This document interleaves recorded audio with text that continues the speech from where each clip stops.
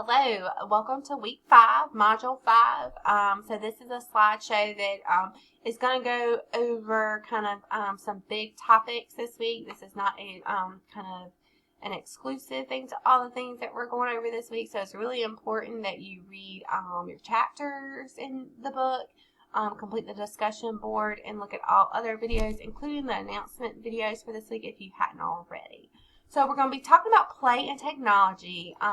Play is one of my favorite things to discuss, and I was super excited about this chapter, and there's a lot of great stuff in these chapters. So we're going to talk about the qualities of play.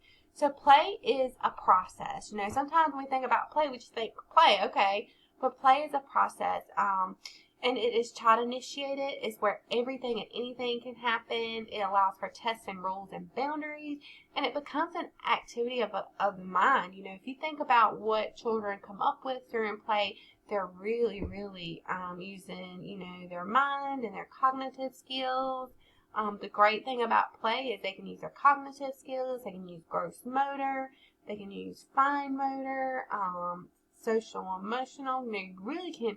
Play can really, you know, touch on all aspects of development. And so that's why really high quality early childhood education is really centered on play.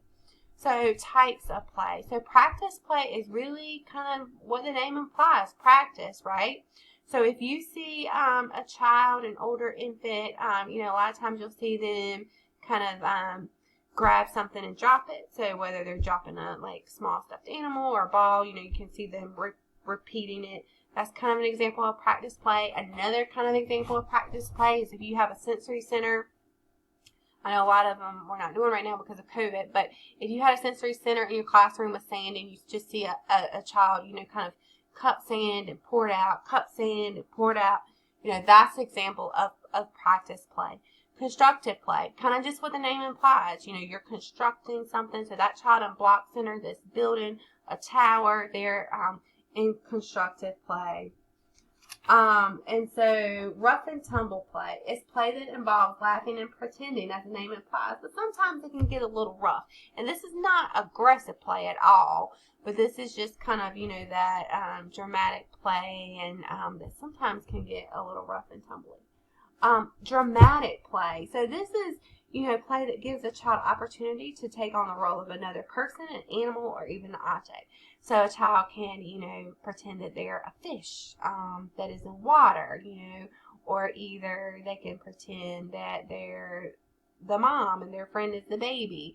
So those are just some examples of dramatic play. Another example that I forgot to put on here, but it's very important, is games with rules. So they're played by a set of rules, such as duck, duck, goose, or either you know, hide and seek. Those types of things. Those are games that are governed by rules. So play that is governed by rules. So now we're going to get into theories of play.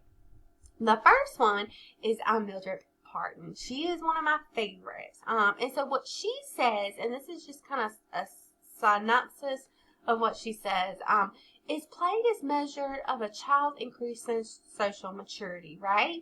So you start out as onlookers, just looking at other people playing. So we see this in older infants and toddlers. Sometimes we'll just see them kind of looking at other kids playing. And then we kind of move on to solitary play. So them playing by themselves. And then we move on to parallel play, where they're not really playing with someone else, but they're playing kind of beside someone else. And then we get into associative, where they're kind of doing something that somebody else is doing, but they're not really playing together, such as like if you're in group time and doing a finger play and all the kids are doing it with you, that's kind of associative play, so you're just kind of playing by association there. And then you have cooperative play, where children are really playing together and they're cooperating, and kind of that interaction back and forth that we see, you know, in 3, 4, 5-year-olds.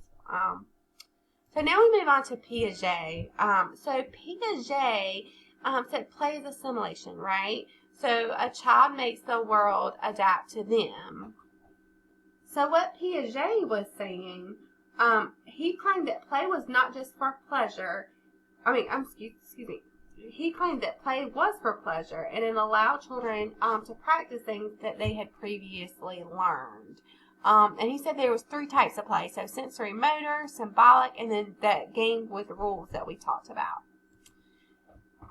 And then we go into Smoletsky, and she said that play aids social development, and she has 6 criteria for dramatic play. So the first one is that intimidative role play, then make-believe, then verbal make-believe, then persistence in role play, interaction, and verbal communication.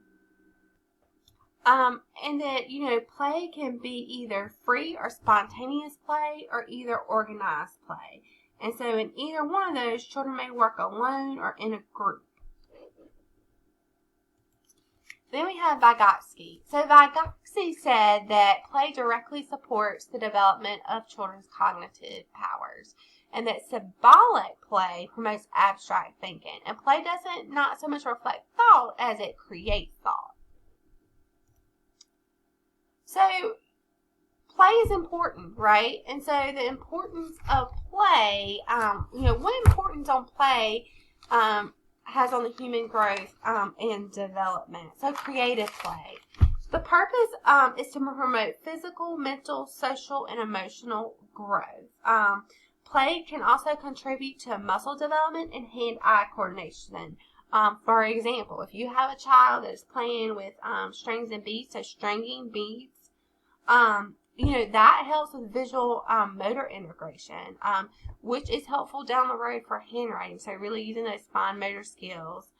And then, play can also help children develop their senses. When children have a chance to be physically active, they continually gain strength. So that's why that physical activity is so important. That's why going outside is so important, because that outside time, you're letting them strengthen their muscles. Play helps children develop kind of some important mental concepts. It also allows them to learn, classify, and problem solve for answers, which is kind of a higher skill they will need as they go to school. It also helps them achieve a mastery of his or her environment. So now we talked about play. We're going to move on to technology. And again, this is kind of just a brief overview of this week. This is not kind of a very detailed into everything. We could probably talk about play and technology, for hours and hours. But Nazy's position on technology, to kind of summarize, that technology and interactive media are used in ways that optimize opportunities for young children's cognitive, social, emotional, and linguistic development. And so if you read their position, they define technology pretty broadly. And I believe you have a discussion board on this. So, make sure that on technology, so make sure you read their position really carefully. So, when choosing kind of software, there are some characteristics that we need to be mindful of. So, the first is age appropriateness, right? So, is the concepts and that the technology or the software is talking about, is it age appropriate for that child? Then child control, that children are active participants, initiating and deciding rather than just reactive to it. Clear instruction, because majority of preschool students are non-readers, so we need to make sure that there is complete, clear instruction. Expanded complexity. So entry level is low. Children can, learn to manipulate that software successfully. Independent exploration. So the child is allowed to do it. They can do it on their own after initial exposure. Process orientation. So the process of using the software is engaging. Real world representation, so it's simple and reliable. technical features. So, you know, does it help a child pay attention? Trial and error. So does it provide the child many chances to test alternate responses? Visible transformations, you know, that it has changing objects and situations through their responses. And for bilingual students, you know, language translation is important. So again, this was a fun kind of topic, play and technology. There are lots of kind of topics in these chapters that I didn't cover. And then all of the theories that I briefly went over, the chapters go in detail. If you have any questions about anything, please see the announcement video. And then also, as always, please feel free to email me. Thank you.